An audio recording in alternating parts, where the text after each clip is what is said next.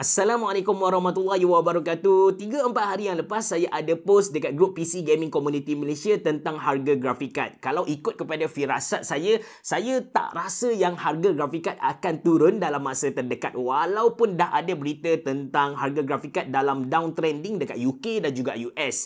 Tup-tup sehari sahaja lepas saya post tu, harga grafik card dekat China jatuh dengan melampau. Which is benda ni mencalarkan ego saya sebagai seorang tech YouTuber. Maksudnya ramalan saya tak tepat, saya punya firasat tu salah lah, tersasar jauh. Ada beberapa perkara yang saya kena kongsikan dengan anda supaya anda jelas dengan situasi yang berlaku sekarang dan anda boleh teka sendiri. Anda boleh keluarkan firasat anda sendiri tentang harga grafik card dalam masa terdekat ni. Anda bersama saya Ashraf Jeffrey dalam channel YouTube Mona Lisa. Kalau anda belum tekan butang subscribe, pastikan anda tekan butang subscribe dan juga button loceng yang ada dekat tepi dia tu. Jom!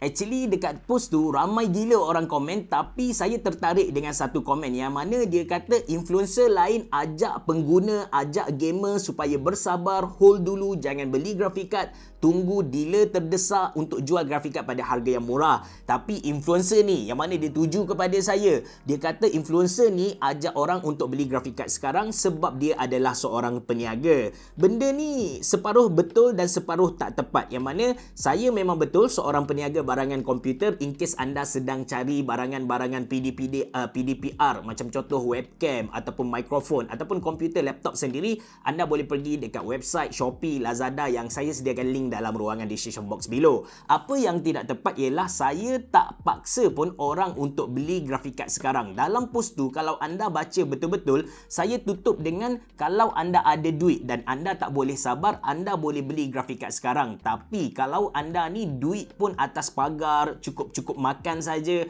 anda bersabar dulu. Persoalannya sekarang bersabar sampai bila? Pada pendapat saya lebih kurang 3 bulan macam tu, sebab pengalaman saya bekerja dekat Jepun sebagai sales engineer, bila saya pergi nak kutip scrap dekat Mitsubishi ke, dekat Fujitsu, Toshiba, Canon dan lain-lain, bila saya tanya dia manufacturing, tempoh manufacture untuk satu-satu produk, mereka bagi tahu 3 bulan. Bulan pertama kena letak order dulu untuk barang-barang mentah, lepas tu bulan kedua untuk production dan bulan ketiga untuk QNC and final touch. Nak bagi dekat dealer mana, nak bagi dekat kedai mana. So mereka perlukan 3 bulan. Even kalau anda tengok pun, bila Nvidia announce yang mereka akan hasilkan low hash rate graphic card untuk atasi masalah mining ni, mereka announce April dan graphic card tu dijangka keluar pada Jun or Julai ni. But harga graphic card jatuh tak sampai seminggu pun dari hari yang saya post tu. Anda boleh tengok jadual yang saya sedang tunjuk kepada anda ni, harga sebelum dan harga selepas, supaya anda dapat gambaran jelas tentang harga graphic card. Untuk hadam benda ni, kita kena faham dulu kenapa harga graphic card naik dengan melampau sebelum ni. Actually bila saya ringkaskan, ada 2 faktor lah. Yang pertama ialah disebabkan kekurangan bahan-bahan mentah untuk hasilkan graphic card tu sendiri. Yang kedua disebabkan pertambahan demand dari golongan miner yang sebelum ni tidak wujud. Graphic card ni digunakan untuk gamer semata, untuk gaming semata-mata, tapi sekarang tiba-tiba ada golongan baru yang dikenali sebagai miner. Kalau kita ikut kepada Economics 101, bila mana demand tinggi daripada supply, harga dia akan naik. Tapi normally kan, apa yang berlaku dalam kita cakap sistem kapitalis kita ni, bila normally supply tu dia akan kekal, tapi demand yang naik, so harga akan naik juga. Tapi kadang-kadang dia punya supply ni berkurang, demand dia sama, harga akan naik juga. Tapi apa yang berlaku sekarang ialah dia punya supply makin berkurang and dia punya demand makin bertambah. So, gap antara dua ni jadi makin besar, makin besar. That's why harga grafik card yang dilancarkan pada harga RM2,000 Malaysia tiba-tiba dijual pada RM3,000 Malaysia. Ini belum campur dengan kes scalper yang beli pada harga RM3,000 Malaysia, dia jual pada harga RM4,000 Malaysia. Melampau kot kalau kita bezakan antara harga yang dijual dalam pasaran kita dengan standard retail price yang diperkenalkan pada awal dia dulu. Saya ada satu kisah yang nak kongsikan dengan anda. Zotac Malaysia, dia ada jual graphic card pada standard retail price and tak perlu bundle apa-apa dekat gamer secara direct dekat mereka punya Facebook. So, untuk dapatkan graphic card ni, buyer dia kena lalui beberapa proses filtering, beberapa proses tapisan untuk pastikan Zotac nak pastikan yang grafik card mereka ni jatuh ke tangan gamer, bukan jatuh kepada miner dan juga scalper tadilah. So adalah seorang mamat dekat Kelantan ni menang, and Mona Lisa diamanahkan untuk pas grafik card tu dekat mamat ni lah. So bila kita pas dekat mamat ni pada pukul 1, pukul 4 petang, mamat ni dia upload balik dekat Facebook, dia jual harga RM1,000 lebih mahal dari harga yang dia jual. Bayangkan, dengan proses filtering yang strict pun still kita tak boleh nak bezakan antara scalper, miner dan juga gamer. In case anda tertanya-tanya kenapa miner ni bertambah, jawabnya adalah kerana satu ketika dahulu Elon Musk umum yang Tesla akan menerima Bitcoin sebagai pembayaran untuk kereta mereka. Time tu bukan harga Bitcoin je, hampir ke semua crypto coin meroket naik. Ramai yang untung gila-gila, sampai saya ada seorang kawan yang sanggup tinggalkan bisnes utama dia, fokus kepada trading crypto coin ni lah. Ada yang untung sampai RM400,000 Malaysia dalam masa sehari saja dengan bermodalkan RM40,000 Malaysia. But langit tak selalu cerah kawan. Elon Musk yang bawa naik, and dia juga yang bawa turun crypto coin ni. Dia umum yang Tesla akan stop ambil Bitcoin, bam, harga Bitcoin jatuh menyembah bumi. Geng-geng doggy coin yang happy harga meroket bagai tu habis terjelih lidah kali ni. That's why harga grafik card dalam trend menurun dekat UK dan juga US, sebab orang dah stop mining, orang dah takut. Actually saya tertarik juga dengan komen abang Brian Chong Gold Fries dekat post saya tu. Katanya orang guna grafik card ni bukan untuk mining Bitcoin dah, memang susah gila kot. Untuk mining Bitcoin orang guna S6 machine, tapi orang guna grafik card ni untuk mining Ethereum, ataupun perkataan yang tepat ialah Ether lah. So janganlah kita setiap kali tengok berita harga Bitcoin crash, kita pun excited gila pergi dekat grup Facebook, kita pun tulis yang harga Bitcoin jatuh, adakah harga grafik card akan jatuh. Memang saya tak nafikan benda ni adalah sedikit kesan dia, tapi bukanlah satu faktor yang besar untuk tentukan harga grafik card. Lagipun yang berhenti mining, yang quit mining ni bukanlah kesemua miner. Even otai-otai ni dia tak kisah pun harga Bitcoin naik ke, harga Bitcoin turun ke. Crypto coin crash ni bukanlah kali pertama untuk mereka. Mereka dah alami benda ni, and mereka dah buat untung banyak. Mereka pun tak kisah dengan apa yang sedang berlaku sekarang. Persoalannya sekarang, apa yang menyebabkan harga grafik card jatuh dengan gila-gila lepas saya post tu? Adakah post saya yang provoke mereka? Tak. Jawabnya adalah kerana kerajaan China ban mining Bitcoin di Sichuan. Saya tak tahu sebutan dia macam mana, tapi Sichuan ni satu tempat mining Bitcoin di utara China yang boleh dikatakan mining dekat China 90% adalah dekat sana. Atas dasar ni grafik card jatuh dengan teruk lah. But sebenarnya ban ni bukanlah permanent ban, tapi temporary ban untuk sementara sahaja. Actually parti komunis China memang tak setuju idea Bitcoin ni dari dulu lagi. Bukan sekarang, dari dulu lagi. Mereka doubt dengan idea ni. Tapi kalau fikirkan, ini adalah chance terbaik mereka untuk mereka menang peperangan ekonomi dengan US. Tapi itu rumusan tentang apa yang sedang berlaku sekarang. Sekarang kita akan masuk bab firasat saya.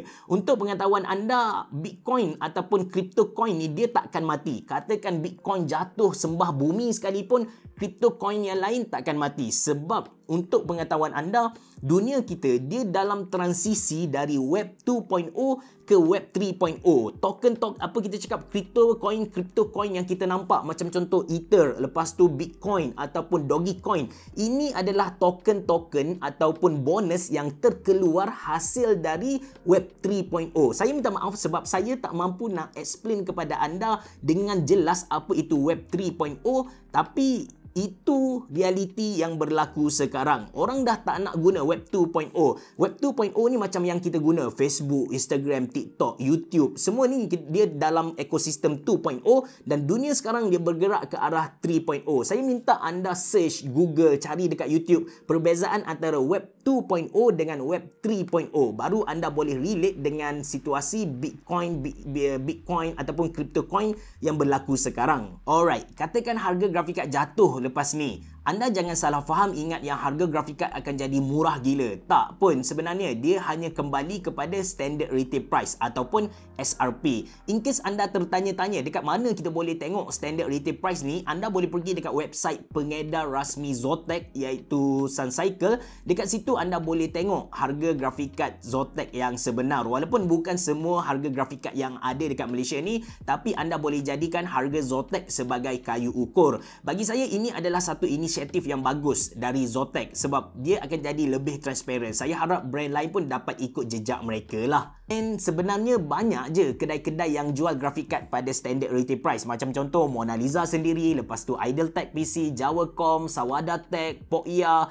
Kedai-kedai ni jual je graphic card pada standard retail price tapi anda kena bundle satu set PC. Saya tak berani komen kedai-kedai lain tapi untuk Mona Lisa sendiri, yes, kita bundle satu set PC kecuali untuk graphic card RTX 3080 dan ke atas. Bila semua graphic card yang kami dipaksa beli secara bundle dari pembekal-pembekal ni habis, barulah kita akan jual graphic card secara ala carte. Saya just nak iklan, kalau anda nak buat PC gaming, anda boleh klik link yang saya sediakan dalam ruangan description box below. Habis cerah, macam mana pula dengan post-post yang jual graphic card secara ala carte lepas sahaja kes China ni berlaku? Banyak pula tu. Okey, saya nampak juga post tu dan bila saya analyse, saya tanya kawan-kawan, ada dua benda yang saya dapat kongsikan dengan anda. Yang pertama yang anda nampak, RTX 3060 yang dijual pada harga RM2,999 Malaysia tu, dia adalah brand yang kita tak pernah dengar sebelum ni iaitu Manly. So pengedar dia bawa masuk Manly ni untuk tackle gamer-gamer yang nak beli PC, nak beli graphic card tanpa perlu bundle PC. Ini adalah satu inisiatif yang patut kita pujilah.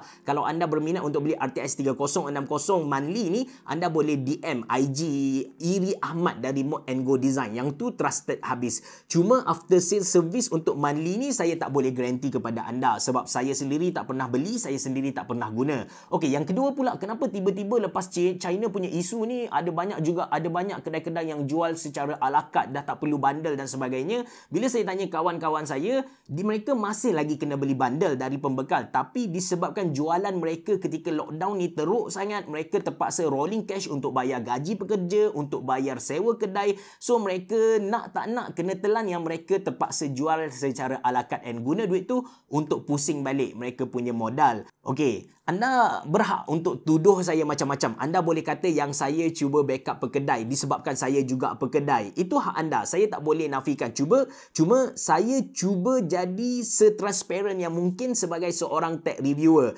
Kebetulan saya juga peniaga, jadi saya ada kelebihan untuk tahu info-info dalaman, insight untuk kes kali ni lah. Saya nak tutup video ni dengan dengan nasihat yang lebih kurang sama dengan sebelum ni, yang mana kalau anda ada duit, anda ni kaya raya, bangsawan, anda mempunyai nilai aset yang berjuta-juta, anda tak kisah dengan harga graphic card, anda boleh beli sekarang. Tapi kalau duit anda cukup makan saja, anda bersabar dulu, tunggu graphic card jatuh pada standard retail price and anda boleh beli secara ala carte. Masa tu baru anda beli. Katakan anda terdesak juga nak sebuah PC, maybe anda nak guna untuk PDPR, nak mengajar dan sebagainya, saya nasihatkan anda untuk beli laptop gaming lah. Anda boleh beli MSI Bravo yang saya baru review sebelum ni. Seriously, saya tak expect untuk sebuah laptop yang harga dia 3,299 macam tu, dia punya performance mantap. Terima kasih kerana menonton.